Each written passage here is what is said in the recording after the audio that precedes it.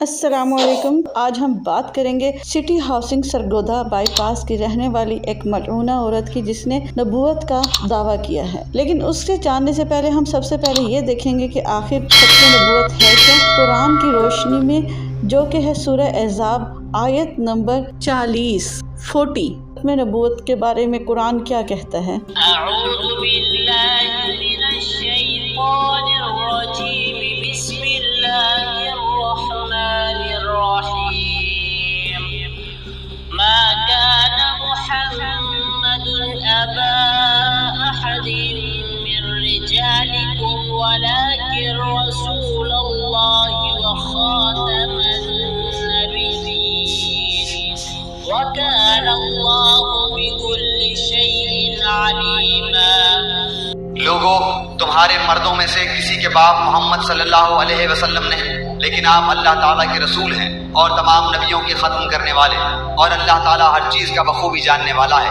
اب ہم چلتے ہیں حدیث کی طرف، اور حدیث میں دیکھتے ہیں کہ احادیث کے مطابق ختم نبوت کیا ہے، اور کیا ہمارے نبی پاک صلی اللہ علیہ وسلم نے اپنے بعد آنے والی امتیوں میں کسی نبی کا آنے کا کہا ہے، جو یہ ملعونہ عورت کہہ رہی ہے۔ حضرت عرباد بن ساریہ نے حضور پاک صلی اللہ علیہ وسلم سے روایت کی ہے کہ میں اللہ کے یہاں لوح محفوظ میں خاتم النبیین لکھا ہوا تھا، یعنی میرا آخری نبی ہونا شروع سے ہی مقدر تھا، جبکہ ابھی حضرت آدم علیہ السلام کی تخلیق کا عمل پورا نہیں ہوا تھا۔ میں تم سے یہ بتاؤں گا کہ میں حضرت ابراہیم کی دعا ہوں، عیسیٰ کی بشارت ہوں، اور میرے والدہ کے خوابوں کی تعبیر ہوں جو انہوں نے میری ولادت کے وقت دیکھے تھے، کہ ان سے ایک روشنی نکلی جس سے ملک شام کے محلات روشن ہو گئے۔ پھر ایک اور حدیث کے مطابق، جو کہ حضرت حذیفہ رضی اللہ عنہ سے روایت ہے، کہ ہمارے نبی پاک صلی اللہ علیہ وسلم نے فرمایا کہ میری امت میں 27 جھوٹے اور دجال ہوں گے، ان میں 4 عورتیں بھی ہوں گی، میں آخری نبی ہوں، میرے بعد کوئی نبی نہیں۔ اور سب سے بڑھ کر یہ کہ ہمارے نبی کریم صلی اللہ علیہ وسلم کی زندگی میں کئی لوگوں نے دیکھا کہ ان کے دونوں کندھوں کے درمیان میں ختم نبوت تھی۔ اب چلتے ہیں اس ملعون اور بغیرت عورت کی طرف۔ دیکھیں یہ کتنی ڈھٹائی اور بے شرمی سے تمام انبیاء کرام کی شان میں گستاخی کر رہی ہے، اور سب سے بڑھ کر کتنی بےغیرتی، ڈھٹائی اور بے شرمی سے اللہ تعالیٰ کو اپنا محرم کہہ رہی ہے۔ نعوذ باللہ، نعوذ باللہ، استغفر اللہ۔ السلام بی بی ہوا سے لے کر امہات المومنین تک اللہ تعالیٰ کی تمام پسندیدہ ماؤں کو سلام۔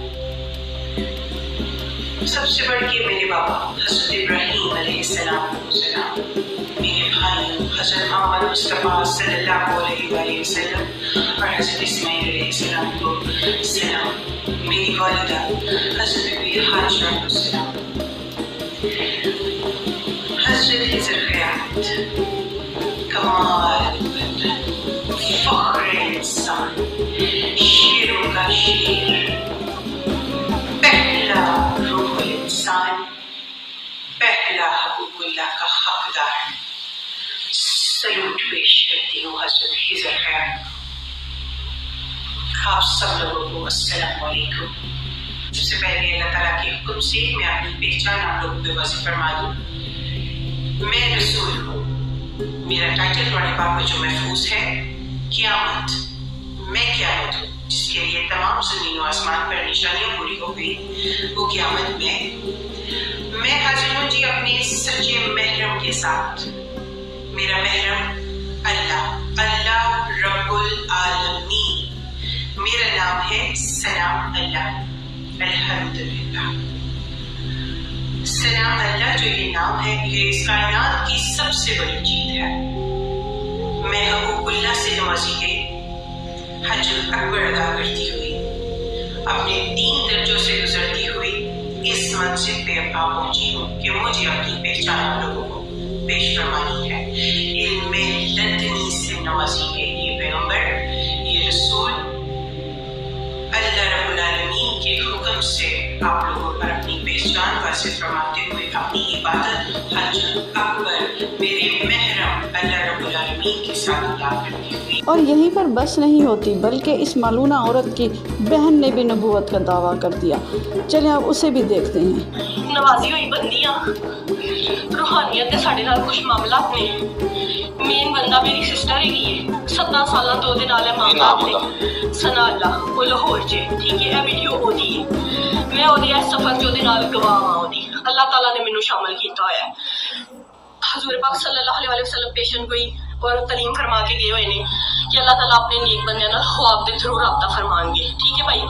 सानू ख्वाब दे थ्रू तालीमात आंदियां ने, ठीक है। साडा कोई दुनियावी फायदा नहीं, कोई दुनियावी साडा मामला नहीं, मेरा ही ना है, ठीक है। सानू अल्लाह ताला दे ए मेरी नमाज दी जगह तुसी प्लीज इत्थे जुत्ती ना रखो, ठीक है। मैं 24 घंटे नमाज परहेजगार रोजे वाली पर्दे वाली बंदियां दुनिया असी 17 साल तो छड़ दी हुई है, ठीक है। और साडा बहुत पकीजा हिसाब किताब है, ठीक है भाई। मैं किधरे नहीं जाती, ना मेरे घर कोई आ सकता है। ऐसी जो बयान दिता है मेरी सिस्टर ने उस रब दे हुक्म दे नाल जारी कीता है। असी किधरे भी पीछे नहीं हटांगे। जे साडी किस्मत च शहादत लिखी है मैं खुशी खुशी कबूल करांगी, ठीक है। बाकी भाई इन्हां सारियां दा हिसाब नहीं बनता, इन्हां कोल दीन दा इलम नहीं, इन्हां ने तर्जमा नहीं पढ़िया। मैं तुहानू कह रही हां कि किसी और इस तमाम वाक़े में जो अहम किरदार तहरीक लब्बैक अवाम और ख़ास तौर पर CPO फैसलाबाद अली नासिर रिजवी ने किया, माशाल्लाह उसकी मिसाल नहीं मिलती। चलते हैं अली नासिर रिजवी CPO फैसलाबाद की तरफ कि वो क्या कहते हैं। हमारे खून में है, नारे के बगैर जिंदगी मौत है। ये नारा ही हमें आगे लेके जाता है। आप सब भाइयों को, दोस्तों को ये यकीन दिलवाने के लिए दोबारा इधर खड़ा हूँ कि ये मालूना और इस पूरे ग्रुप में जो जो लोग शामिल हैं उनको निस्तो नाबूद करना इंशाअल्लाह। कानून के तरीके के तहत कानून के कटहरे में लेके जाना और तख्तादार तक पहुंचाने की जिम्मेदारी मेरी है इंशाअल्लाह। और अपनी जिम्मेदारियों को अली नासिर रिजवी वसीयत CPO फैसलाबाद और इस फैसलाबाद की पूरी पुलिस बड़ी अच्छी तरह से समझती है और निभाएगी और निभाती आपको नजर आएगी इंशाअल्लाह। मेरे भाई, मेरी बहनें, मेरी बेटियां, मेरे बुजुर्ग जिन्होंने आज मेरे साथ मिलके कानून पे एक ट्रस्ट किया है, यकीन किया है, मेरी बात पे यकीन किया है, उनकी यकीन का रखवाला मैं हूँ। क़यामत के दिन पुलसरात पे आप सबको जवाब देना है। और इस बेशरम बेगैरत औरत के कहने के मुताबिक नाउज़ुबिल्लाह अल्लाह ताला की महरम है। इसका जवाब हम देखते हैं सूरह इखलास में और अपना ईमान ताज़ा करते हैं। अल्लाह हाफिज़। अल्लाह के नाम से शुरू जो निहायत मेहरबान हमेशा रहम फरमाने वाला है। ए नबी मुकर्रम आप फरमा दीजिए वो अल्लाह है जो यकता है। अल्लाह सबसे बेनियाज, सबकी पनाह और सब पर फायक है।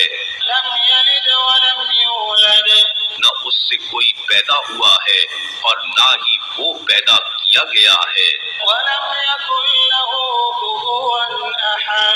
और ना ही उसका कोई हमसर है।